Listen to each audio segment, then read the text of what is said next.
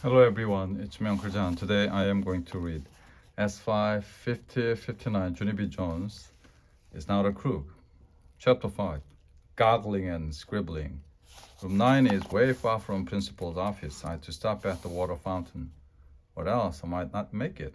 Press the water button with my thumb. Then I puckered up my lips and I sucked the water in. I didn't even put my mouth on the spout, 'cause there is a lip dirt on that thing. Of course, I sloshed the water all around in my cheeks. Then I bended my head way back. I did some goggles. I can goggle very perfect, except I can't keep the water in my actual mouth. It runs out the sides and dribbled on the floor. I splashed it in it with my toe. That's when I saw something very wonderful down there. Hey, it's one of those pens that write for different colors, I said. I picked it up and pushed the little red button on the top. Red pen popped out the bottom. I scribbled red scribble all over my hand. Wow, I love this thing, I said. After that, I pushed the green button and scribbled the green scribble, and I pushed the blue button and scribbled blue scribble. Plus, also, I pushed the black button and scribbled the black scribble. This pen makes scribbling a pleasure, I said. I put it in my pocket and started skipping to room 9. Only too bad for me, 'cause all of a sudden I remembered about the lost and found. I stopped. Oh no, I wish I didn't even remember about that, I said. Now I have to take my pen to the lost and found, or else I won't wear a green. I did a frown, 'cause something didn't make sense here. That's why. Only I was already wearing a green, I said. I'll wear the green as soon as I saw this wonderful thing I saw. Taking it to the office will only make me sad. I tapped on my chin. Maybe principal is a little mixed up about this. I said to just myself, I'm pretty sure I will be happier if I keep it. And here's another thing I'm thinking. Whoever owned this pen didn't even take good care of it, so I will give it a good home. So what can be a gooder deed than that? I took it out of my pocket and looked at it. Plus, this even makes sense, 'cause first I got my mittens stolen, and then I couldn't have the teddy backpack, and so keeping this pen is fair and square. All of a sudden, my whole face lighted up, 'cause I just thought of a different poem, that's why. And it is called Finders Keepers, Losers Weepers. Finders Keepers, Losers Weepers, I said, real thrilled. Finders Keepers, Losers Weepers. Then I jumped up and down, very happy, because everybody says that. And so Finders Keepers is really the rule, I bet. After that, I put my pen back in my pocket and skipped the rest of the way to room 9, chapter 6, my grandpa's wallet. I kept my pen in my pocket the whole rest of the day. I didn't want people to see, or else they might tattletale to Mrs., and she would make me take it to the lost and found. I behaved myself very good, 'cause I didn't want to attract attention, that's why. I kept my hand in my pocket so my pen wouldn't fall out. Also, I kept thinking about my mittens, 'cause I still missed those furry guys. I put my head down on my table. Maybe my Grandpa Miller might buy me some more funny mittens, I whispered. 'Cause that would be a perfect solution, I think. I raised up my head. Hey, yeah, then I would have wonderful new mittens plus a wonderful new pen. And so what more can a girl ask for? That's what I like to know. I sat up in my chair and tapped on Lucille. Guess what, Lucille? Maybe my Grandpa Frank Miller might buy me some new mittens. Then all my troubles will be over. Lucille said, whoop-de-doo for me. I know it's a whoop-de-doo, I said, a real thrilled, and so thank you for your support. After school, me and my bestest friend named Grace rode the bus together. I ran home from my corner like a speedy bullet. My Grandpa Frank Miller was babysitting my brother named Ollie. Grandpa Frank Miller, we gotta go to the mitten store. We gotta go to the mitten store. I hollered real loud. Frank Miller was in the living room rocking Ollie. He looked funny at me. Go where? He asked. To the mitten store, We gotta go to the mitten store. I pulled on his hand. Get up. Let's get a wiggle on. Grandpa Miller looked confused at me. That's how come I had to sit down, and I told him what happened at school. Someone stole my mittens. I said they stole them while I was being brownie. I didn't even know there were crooks at that place. Grandpa Finkel shook his head. Betty said, I guess you can find crooks almost anywhere, honey. He said, I know. I told him, that's how come I'm never going to see those 40 guys again. So you and me have to go to the mitten store. I felt in his back pocket and then I danced around, real thrill. Hooray, I shouted. Hooray for your big fat wallet, 'cause you got cash in there, right, Grandpa? Right, right. Grandpa Frank Miller laughed. Yes, I do. I've got cash, all right. He said, but I'm afraid we won't be able to buy you more mittens. The mittens I bought you were the only 40 ones they had left. I bought the very last pair. Just then, all the happy went right out of me, because I didn't actually count on this terrible development. Yeah, only we have to, Grandpa. We have to buy more furry mittens, or else what will I even do? Grandpa Miller ruffled my hair. Did you look in the lost and found at school? He asked.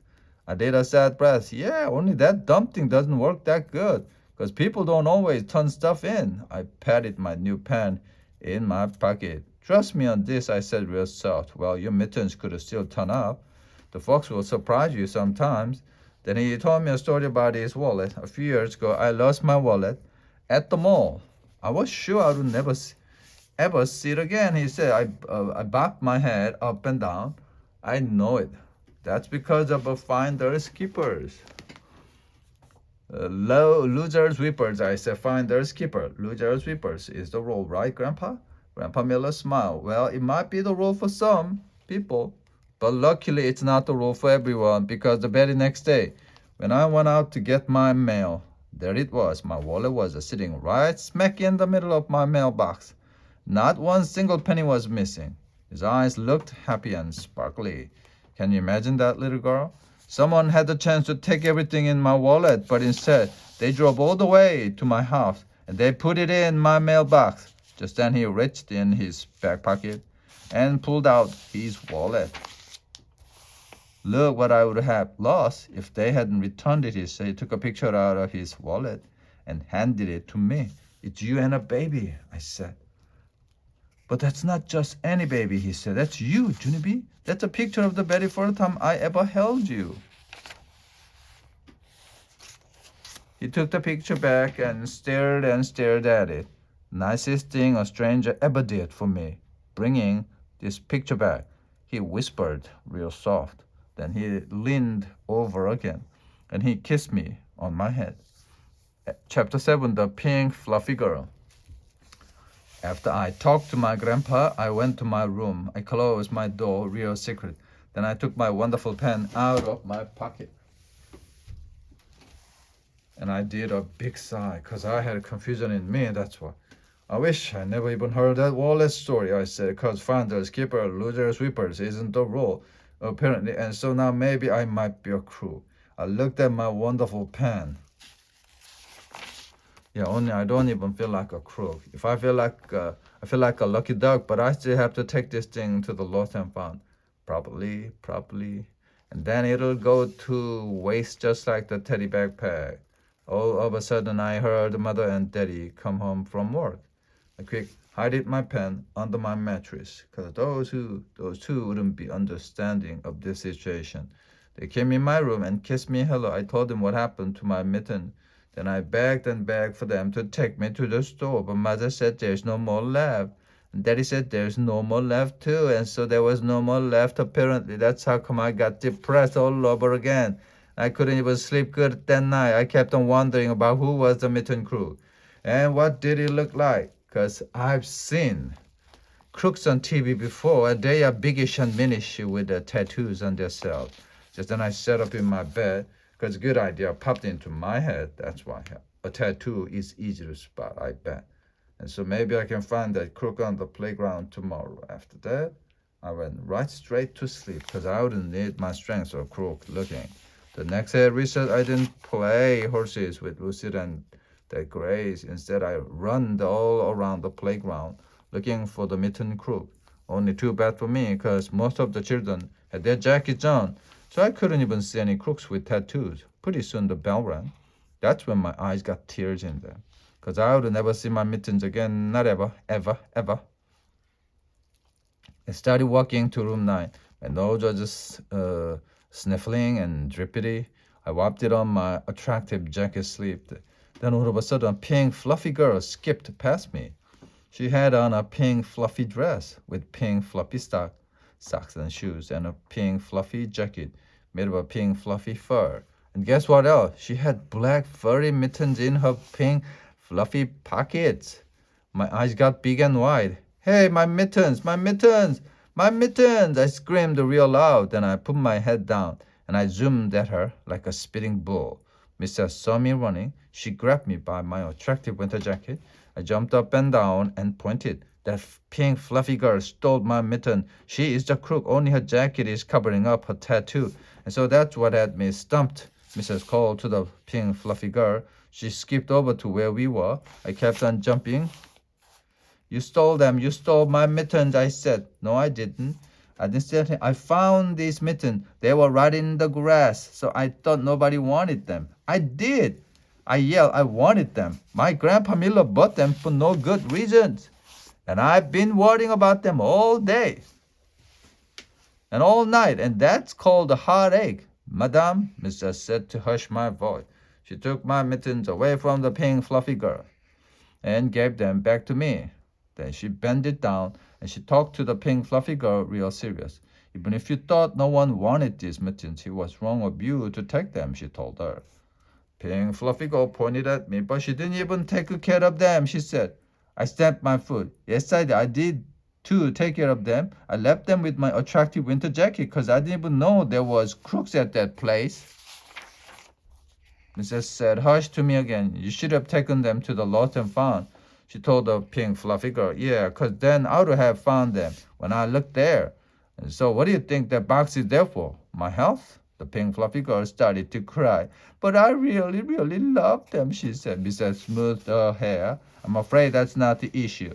She said, yes, we're afraid that's not the issue. I said, cause finders keepers isn't the rules, apparently. And so from now on, if you find my stuff, you have to take it to the lost and found. Plus, also, you can put it in my grandpa's mailbox. Mrs. looked at me a real long time. She said, I'm getting on her nerves. After that, she held the pink fluffy girl's hand, and they went to talk to her teacher. I quick put my mittens on, then I buried my face in the black furry fur, and I danced around real joyful. Chapter 8. I'm not a crook. The next day, I went to principal's office. The grouchy typing lady looked over the counter at me. I rocked back and forth on my feet. Yeah, only I'm not even bad again. I just need to go to the lot and found, and that's all. Grouchy typing lady opened up the closet. She pulled out the big box. Just then, the phone rang, and she hurried up to answer it. I quick bent it down and dipped my hands in the lot and found. Then my heart got very thrilled because I saw that wonderful teddy backpack again. That's why. I snuggled my face in his tummy. I still love this softy guy. I whispered, I put him on my back and skipped all around. The grouchy typing lady hanged up the phone. Did you lose that too? She asked me, is that why you're here? I kept on standing. Oh, well, there and standing there. Well, she said. Finally, I did a big sigh. Then I walked very slow back to the box.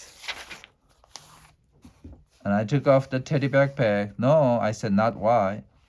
I reached in my pocket and I pulled out my wonderful pen. I found this. It was on the floor by the water fountain. I really, really love it. Only that's not the issue.